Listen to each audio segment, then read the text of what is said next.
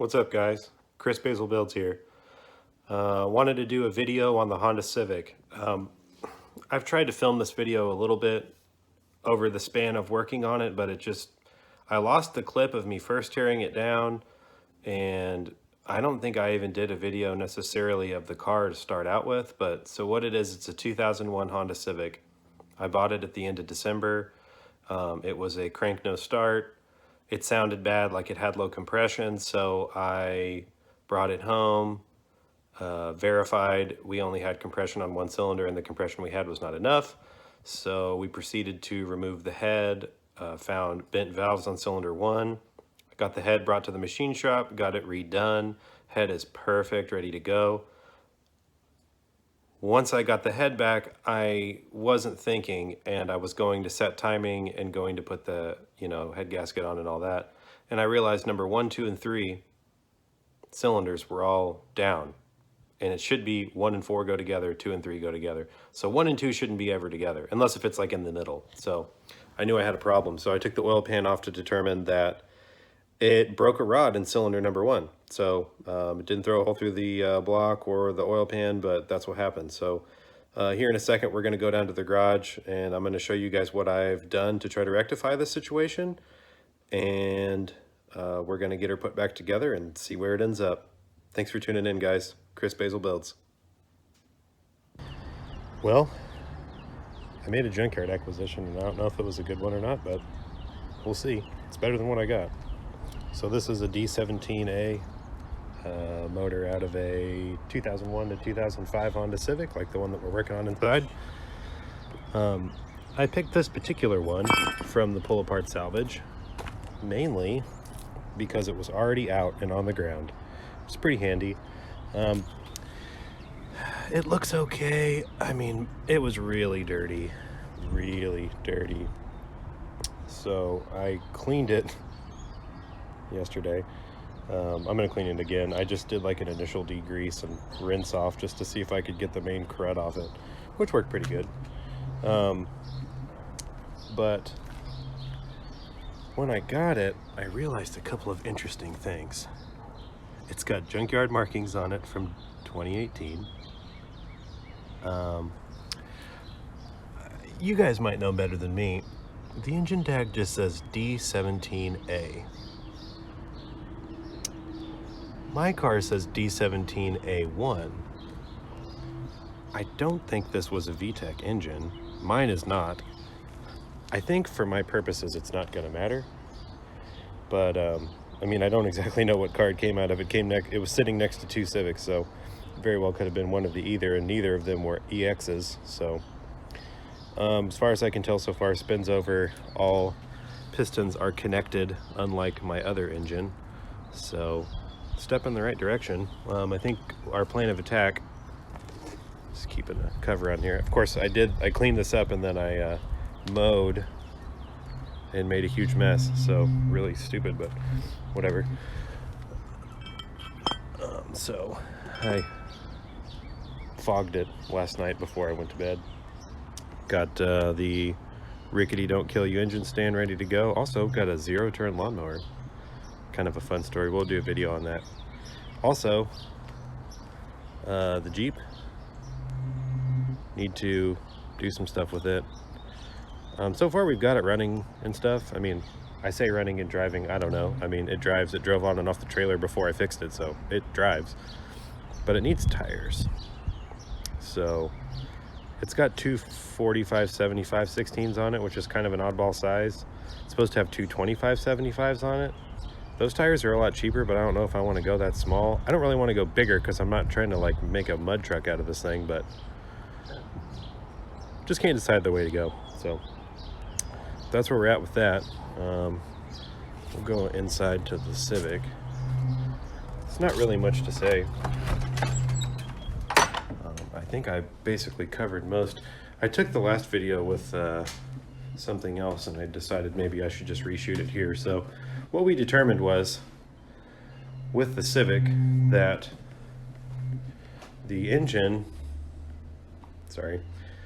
although this one looks, as you can probably tell, much better than the one that you just looked at outside, we've got a problem. So these cylinders fire 1 and 4, 2 and 3. Whoop, whoop, whoop, whoop. And as you can tell, number 1 piston is just sitting down on the bottom, and it shouldn't. So upon investigating that, I pulled the oil pan off to determine that we have some, we'll call it rod failure. The rod broke inside. It did not throw a hole through the case. It did not throw a hole through the oil pan. I have no freaking clue how that happened. I've never seen an engine blow up that dramatically and not spit parts out of it, but there's a first for everything. So my biggest advice to somebody, if you're trying to tackle a project like this, a non-runner that you think might have engine problems, you know, this is supposed to be a budget thing. This was a cheap car. It's not worth a lot, although this body's only got 110,000 miles on it. This car is 19 years old. So, and it's a Civic. I mean, it was never really a super valuable car in the first place. It's not an SI. It's not like a cool model. So this thing's not really going to bring a bunch of money. I think that it has value being just that the chassis got low miles. And I think it, you know, once we put this engine together with our rebuilt head, I think we're going to have a really good running engine. So, I mean, has what all I've done increased value? Yes. I mean, at the end of the day, this thing's going to run again, which it wouldn't have before. So we're doing the right thing. We're doing the Lord's work, if you will. But was it worth it to do all this work and still end up essentially having to replace the engine? Really, what I should have done at the get-go is probably just gotten a salvage engine out of a wrecked car. I know I always say the wrecked car thing, and I literally just went and got a salvage engine with salvage markings on it like it's already been in 2 cars. That's totally not what I would normally do, but here's the deal, guys. My foot's still hurt, and it's difficult for me to really get around, period. Like, I can kind of walk on the boot now, but I mean, I can't be like laying underneath cars and doing stuff like that. So this whole deal yesterday with that junk engine, the reason I did that's because the engine was already on the ground. Me and a friend went there with power tools and we got the head and everything off. We were in and out of there in less than 20 minutes. So that would have been a 4 or 5 hour ordeal if we'd done that in a car that still had the engine in it. And you know, I just feel like for what we're doing here, really these bottom ends don't have a lot of wear. I have no idea why this one blew up. It's really the craziest thing I've ever seen. I mean, I haven't been a Honda mechanic in a long time, but like, I don't know. I have no idea. It's really just crazy to me that that's what happened, because, you know, all engines have the capability of blowing up, let's be honest, but I don't know. It's just weird. There's just nothing to me that shows why it would have done that. But, you know, you live and you learn. So, no reason left to still analyze what happened or why it happened or whatever it happened. It really doesn't matter. That bottom end that I got's fine. It spins over good, doesn't make any noise. It had, I mean, it was totally together. Timing belt, everything was all on it. There's no kisses on the pistons. It's dirty. I'm going to need to do the same treatment I did to this and clean the tops of the pistons, clean the gasket surface, do all that stuff. Unfortunately, I prepped this for no reason because this is going to go back as a $25 core. Wow. That's another reason why I got the short block and not a full long block. I could have very well easily just taken that whole long block from the junkyard and it would have only been like 50 bucks more, but I don't even see the reason to try to run that since I already have a head gasket set, I already have top end gaskets, I already have crank seal, I already have timing belt, all the stuff that I was going to do to put this engine back together. And why on earth would I not use this? You know, I don't know. Doesn't make any sense. My old cam and everything is good. Of course, now that I found the broken rod, when I took this apart, I noticed that there was a little bit of, there was some metal shavings on this top end, and on, you know, in the head, and I just thought, man, that's kind of weird. Why would it have metal shavings in there? And then I read that it's kind of common that they do that. So I was like, okay, well, whatever, it should be. The machinist even said that he sees those heads come crunchy sometimes, and I just thought, well, that's kind of odd, but whatever. So anyways, just wanted to do an update on the Civic. I'm going to try to film some of this engine swap. It's going to be complicated because it's basically just me right now, and it's going to, I think my plan is going to be, I'm going to separate the engine from the transmission, and I'm just going to pull the block out of the car, leave the manifold intact, leave as much in the car as I can. And so that way I can, you know, if I go just a little bit higher, I can drop this whole block out the bottom of the car. And I can literally use a motorcycle jack and jack the new block into the car. So I think I'm going to do that route instead of pulling the whole engine and transmission, because there's just so much piping and plumbing and stuff. I mean, it's not that much to take apart. It really isn't. Like, I'm kind of complaining, but I'm trying to make it the easiest on me as possible because I'm not as functional as I would normally be. I do have a cherry picker outside, so I can maybe hold the transmission up with a cherry picker or do something like that, so I don't have any issues with the torque converter falling off.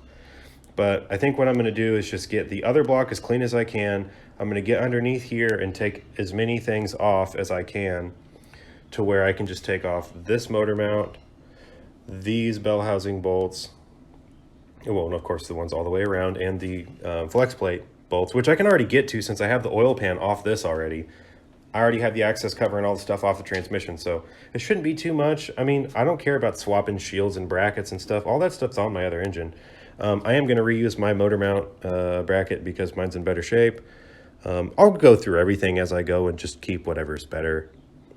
I mean, even with these motor mounts down here, you know, I could just unbolt them from the block. I don't even have to take the motor mount out. Air conditioner, compressor, that might be tricky. I think I can probably get it out of the way enough, because if I have to take the alternator off. So I'll take the alternator off. Sorry. Take the alternator off. Boop. And then take this bracket off, which is also the motor mount, or the motor mount bracket. Go down here, which you can't see. But it's down there, I promise. Air conditioner, just pull it out of the way with no alternator. There's no, it's going to be the farthest point out, and then everything bracket wise is that way, so it should come out at the bottom. I've already got this heater hose off. I got to get this heater hose off. That one's off already. This one comes off.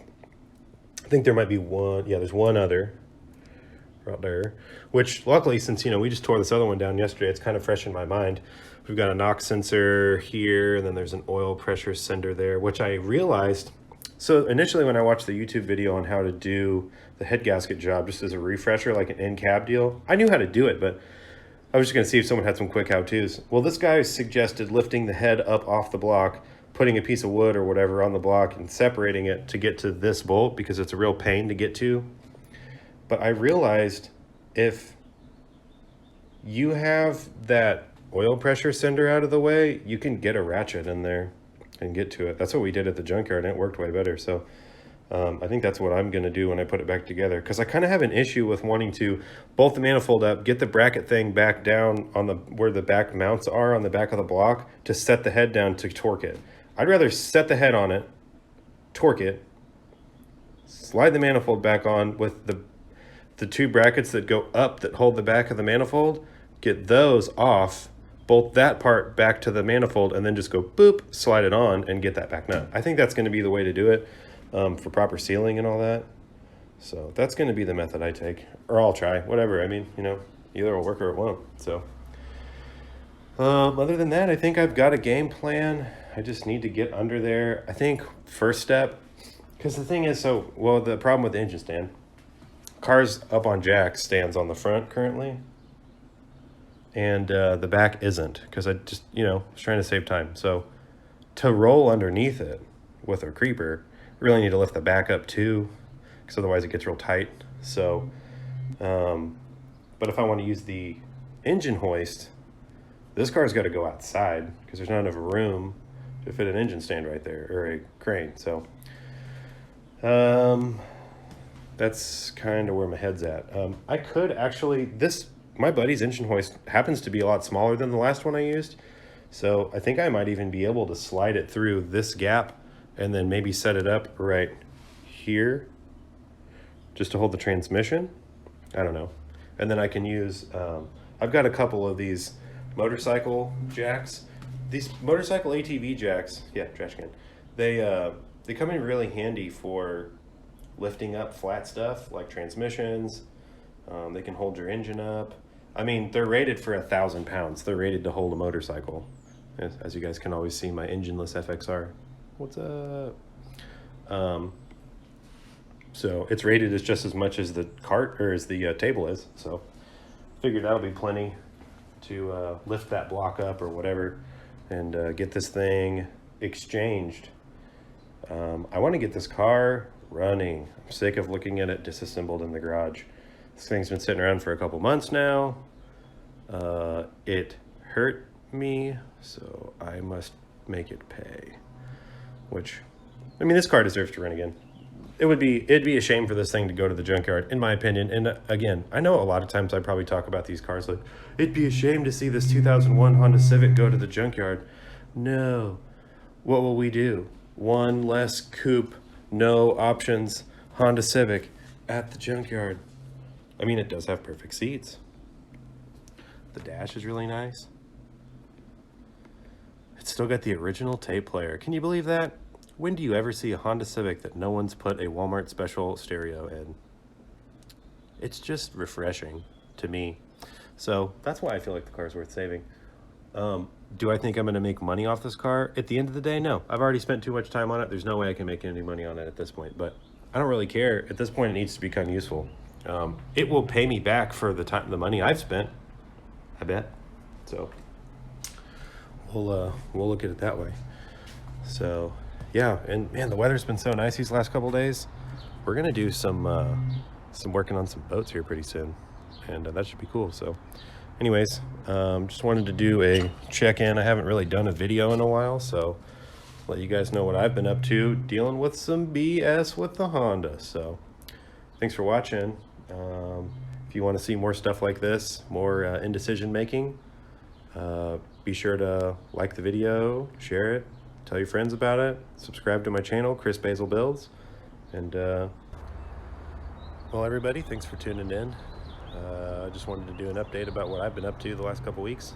Hope you guys liked it. Keep watching. We'll get that Civic going and we'll move on to other things, work on the Jeep, work on the Ram Charger, start doing some boat stuff soon. So if you guys like what you see, let me know. Comment, like it, share it, subscribe. Thanks.